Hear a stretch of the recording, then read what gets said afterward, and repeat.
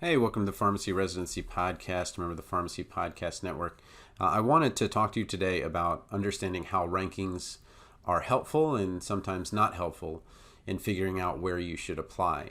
So, what I'm going to do is I'm going to do a little bit of a case study, really focusing on three schools in the SEC: Florida, Georgia, Auburn, and I'll tell you why in a little bit. But these are very close together geographically, and I want to show you how well each of these schools does in its geography. So this book will be out in a couple weeks. Pharmacy School Rankings for Residency, Solving the Applications Puzzle for Future Pharmacists, so that you can better understand what your school is good at. This isn't a U.S. News, this school is number one, this school is number two. Rather, it's this school is good at getting you the interview. This school is good in the interview. This school is good at getting you through both. This school, which one is the best 3-year school? Is it better to be at a 3-year school than an online school? And so forth. So a bunch of different things, private versus public, a lot of different comparisons that can better inform how many applications you should make, where you should make those applications, where you're going to have the best chance. But what I wanted to do is actually, maybe put the cart before the horse here and show you how using these rankings can help you and how you can better understand what chances you have at a particular site. So what you do is you use these both ways. The first thing you do is you look at where your school went. So we'll start with UF. That was my undergrad, but back in the early 90s, UF was, well, there's two factors here. The first thing is that the acceptance rate to pharmacy school is completely different than it was when I went to school. When we talk about 10 years ago, the acceptance rate was about 30%, and so it's much higher now. And back then, because that acceptance rate was so low, the priority was on those that were Florida residents, because we need Florida pharmacists, so Florida residents are more likely to become Florida pharmacists. That's where the admissions focused. But now Florida has a reasonable tuition relative to the private schools. I think it's like $36,000 or something like that. So they do get people from out of state who will likely go back to their home state when they talk about residency. So let's take a look at this map. This is a press release published on April 14th, 2022. If you're watching on Tony PharmD YouTube, I never say the press that like button or smash the subscribe, but you should if your YouTube is the way that you watch this stuff. But UF College of Pharmacy, #1 in the nation again for pharmacy residency placements. To be clear, UF is the largest contributor of residents in the country. It sends more residents out than any college of pharmacy. But the other UF, Findlay, actually has this exact same thing, and they are #1 in the nation too, because as a percentage, they just have the highest match rate. And then if you actually look at the data, one of the satellite campuses of MCPHS had a 100% match rate because for the people that were active. Anyway, I explain it in the book, but there are actually 3 #1s. Anyway, so what I want to talk about here is the first separate, PGY1 to PGY2. If you look at PGY1, which are the green dots, and I don't know if I can get any, let me see if I can make this, yeah, great, are the green dots here. You'll notice that PGY1 is really centered in the state that the school is at. And that makes sense. Most of their appies are going to be there. But because they do draw from across the country, especially with that tuition, you're going to see people going back home, but also maybe exploring other different areas. But it's a little bit unusual to see that it's concentrated so far here in Georgia, but not in in Florida, but not in Georgia and not in Alabama. And I'm going to go over why that is, and Mississippi. You would think, okay, well, why is somebody hopping over to go all the way up to Virginia and Pennsylvania and Ohio and Wisconsin for a PGY1? Why wouldn't they just stay close? I think there's 2 reasons for that. First, I think that there are people coming from out of state. But the other is that when you look at the match rankings, Auburn is number 25 in the country, and Mississippi or Ole Miss is number 15. So their match rates are so high that it's actually very difficult for a Florida student to get into Mississippi and Alabama. And I know 2 did get into Georgia, but Georgia is also number 42, so very strong match rate as well. So those states are just very tough to get into because the schools have very high match rates in those areas. So if you are a Florida student, and there are a lot of you, it really does lend well for you to either in some way find your home state or to apply to Florida. That's going to be your best chance. But let's contrast that with PGY2. You notice that PGY2 is all over the country. California. I'm not sure if that went into Nevada or if that's on the border. Looks like 2 in Massachusetts, Michigan, Minnesota, Missouri, Kansas, Texas. You're going to find that when you look at PGY2s, they are really widespread around the country. When you look at PGY1, they're going to be a lot more centered, especially in the state that the person is in. Okay. Well, let's take a look then and contrast that to Georgia. I do miss the Florida-Georgia games from back in the day. But let's look at Georgia, and we'll see if we can get this map going. Nope, that one will not expand. But if you look in the corner here, you see that Georgia, though, has actually gotten somebody into each of these. And unfortunately, they didn't separate PGY1 and PGY2. But you'll notice that, the representation in the South, where the Southeastern Conference is, that's going to be a lot of those matches. But I would bet that if I were to actually look at who went where, the PGY2s are actually going to be spread around the country much more than the PGY1s. Okay, but this match rate of 83% is number 42 in the country. Florida was number 54 with 80%.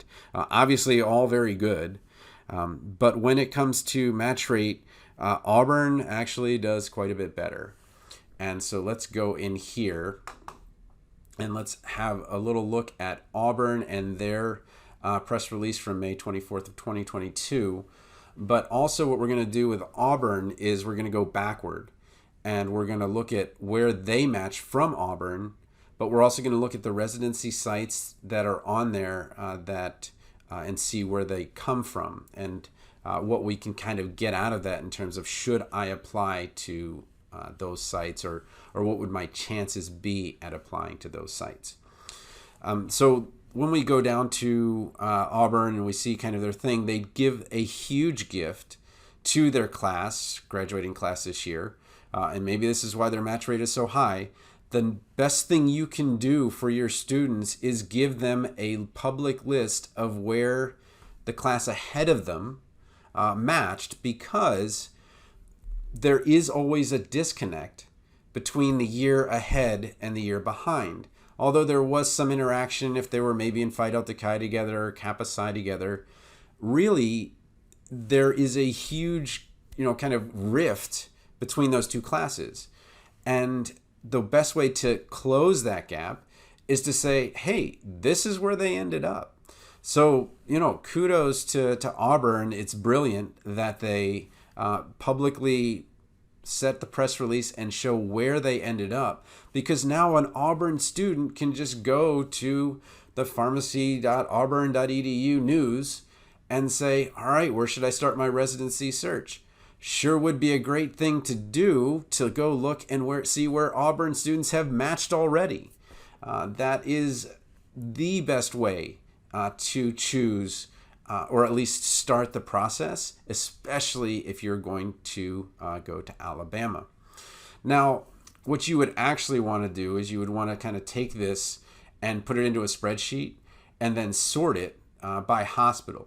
But you will notice, just as with before, that you're going to see a lot more Alabama in this PGY1, and I think there are 29 of them, than you will in this second year, where you're going to see a lot more diversity in where they ended up from. And these are, top hospitals. You've got Emory in here.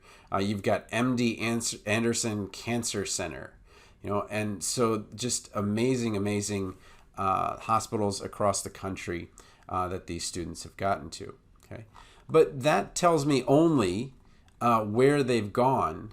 But let's say now I've decided to go to a certain, I've decided to apply to a certain place, as an Auburn student, what are my chances of getting in there? Or what are my chances of having a relationship with them? And what I see the mistake being is that sometimes applicants will mistake geography for relationship. And what I'm going to guess is, and this is probably not too far of a guess, but when you think about where you're going to apply, what kind of relationship do you have with that place? Have you already been there? Have you already worked there as an intern? Have you done appies there? Does that place take more than one person from your school? And so when we're going to look at Princeton Baptist and we're going to look at Huntsville Hospital, we can say, okay, well, these are two places that are in Alabama. It's going to either be Auburn or Samford or a combination of them that we're going to expect there. So let's just go in and kind of see where we're at. Okay, so this is the team at the pharmacy residency at Princeton Baptist Medical Center. There are 4 residents. 1 is PGY2 and 3 are PGY1. And you could look this up for yourself. But we see that the PGY2 was from Samford, so in-state at Alabama. And then we see the 3 PGY1s, although one of them's from my home state in Maryland, is from Auburn. Okay. Another one is from Lipscomb in Tennessee, and then the third one is from Auburn. And there are 50 states in the union. There are 148 pharmacy schools. It depends on how you count them, if an online is different than satellite, whatever.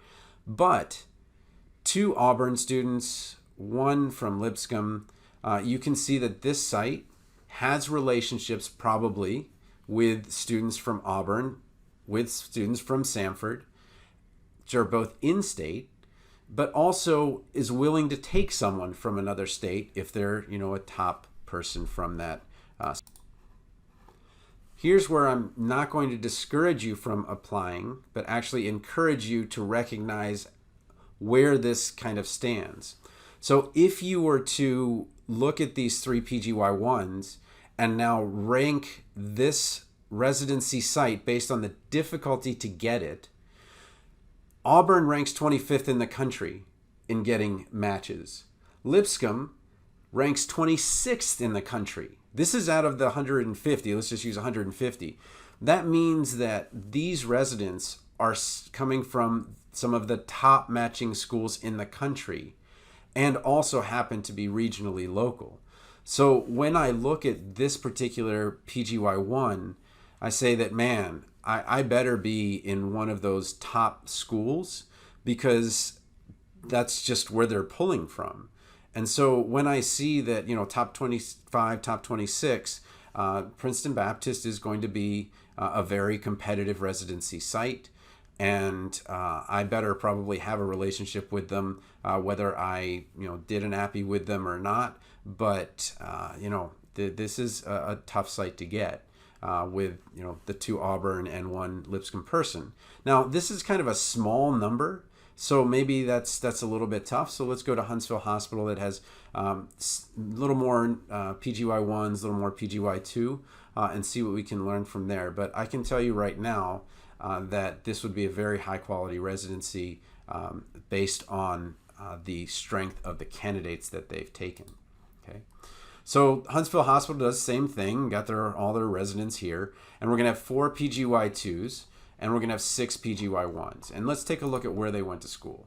Okay, so PGY2, Auburn. PGY2, Tennessee. PGY2, Southwestern Oklahoma State. PGY2, Samford.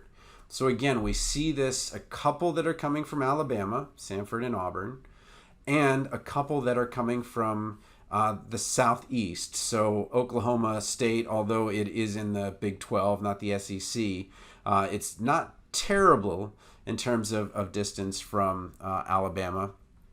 And then Tennessee, certainly in the same conference. So again, we see that PGY2s are going to be a little bit more spread out. But in terms of rankings, where does that fall in?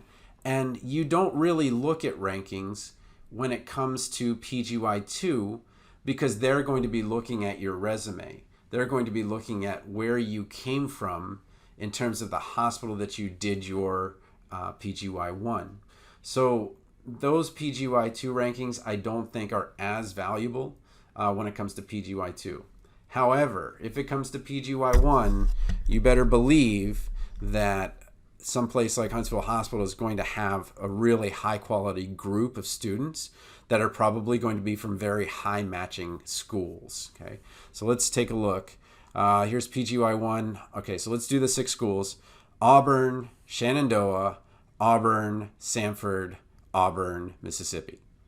So 3 are from Auburn, 1 is from Samford. So that means that 2/3 of this class is from in-state.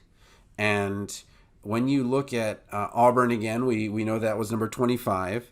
Samford is number 65, but is local. So that means that there's a good relationship there. And they have that match rate, I think, of around 72%. So let's take a look at Ole Miss. Ole Miss's match rate is number 15 in the country. So even higher. But that begs the question, wait a minute.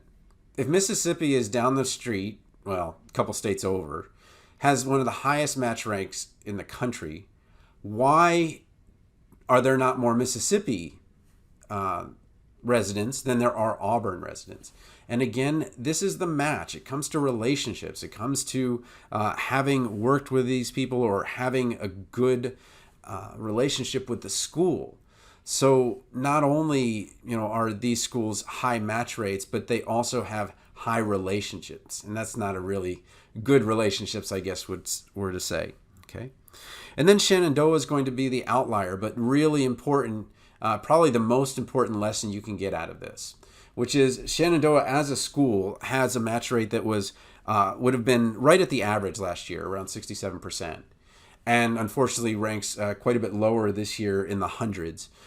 But that means that this student is probably the very top student at that school, or one of the very top students at that school, to be able to get this type of residency. So the kind of take-home point from this, and I feel a little bit weird having their pictures, so let's go back to the Auburn thing.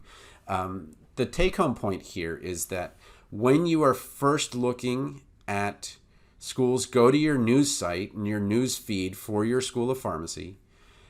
Or if you have some internal document, find out where those people have matched.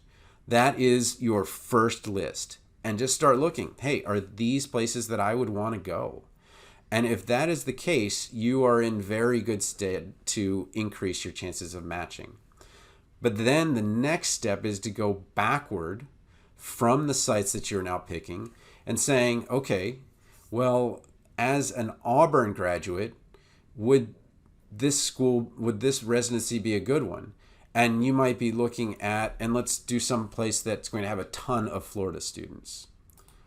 All right, this is the Orlando VA, okay? And when we look at the 6 residents here, you've got someone who went to undergrad at Florida and then went on to Mercer, but number 2, number 3, number 4, number 5, and number 6 are all from the University of Florida. So if you are someone who went to Auburn or Georgia, I don't know if this would be as good an opportunity, and certainly a reach. They have taken people that are from a different school, but it's 1 out of 6. So, kind of coming back to where they're going to match, you see that UF matches a ton here. Well, that's where Orlando is. But again, I just want to make clear that when you are going for a residency, it is not a menu. It is not, okay, I just get to pick. This is great. It matches what I've done. It really, really has a lot to do with where you're from and what your relationship is with them. And as you're kind of going through this, and, when I released the Match Rankings book, you're going to see how you can use those rankings to make better decisions as to the places where you're most likely to match, but also figure out, okay, well, this is a reach. I would be the 1 out of 6 at the Orlando VA, or, I would be the 2 out of 6 at Huntsville Hospital that doesn't come from Auburn or Samford. And those numbers are not going to be the same every year. but to recognize that, look, they've got relationships with people. They are hiring someone to do a job. They've had somebody for maybe 5 weeks who's done a great job. You're coming in from somewhere different, and you need to show that you are at that level and that you can build that relationship as well. So again, I kind of went a little bit long on this, but one last point I want to make, which is going to be my next podcast episode. It's going to be on the letter of intent. And I've got a new template for 2022 that I made. And the very first thing I want to point out, and this is the only thing I'll point out about the letter of intent in this episode, then I'll go through the whole thing in the next one, is that some of you will not put your information at the top, or will put it here, which is fine. It just takes up a bunch of space. So if you're doing a 1.5 or a 2-pager, it's okay to put it there, but I recommend putting it in the header. The most important thing, based on what we've just talked about, is that your email here and your address here make clear where you're from. Because if you're obviously applying to the Orlando VA, ufl.edu is probably a really important thing to have when you're up here, so that they know, oh, okay, well, they're from, Ocala, and they go to Gainesville for, pharmacy school. Or maybe you have, show that you're from some part of Alabama and want to apply to one of those Alabama residencies. But when you are putting your name and address up here, it is not just a little thing. It is a huge thing, because it says either you are in the majority of residents who are going to be there, or you are in the minority of residents. So again, when you talk about residencies, especially PGY1s, they are tremendously homogenous when it comes to where the people are from and what schools they went to. But they are incredibly diverse when you talk about age and race and those types of things. So the most important thing, as painful as it is on your CV, on your letter of intent, is where you're from, where you went to school, and what your relationship is with that site. After that, you're going to now compete against those people within your school. So are you the top person at Georgia, at Florida, at Auburn? What makes you different than your classmates? And those are kind of some of the things that we'll go into the next episode, which is going to be with the letter of intent. So again, if you want my one-on-one help, a bunch of courses at residency.teachable.com, but give me a shout at tonythepharmacist@gmail.com. I'd love to talk to you about helping you out in any way I can, whether it's just a question as simple as, how does the couples match work again, and should I be coupled to my match or not, to something like, here are some sites I was thinking about, what do you think just in general, and I can give you my feedback. So again, I think that it's going to be really important as you're going into this match cycle to really take a deep dive into where your school has matched, what your match rankings are, because in many cases you might be drawing dead in that there are just too many qualified people that already have a relationship with that place, or they just don't take students in general from outside of a very narrow group of schools and geographic locations.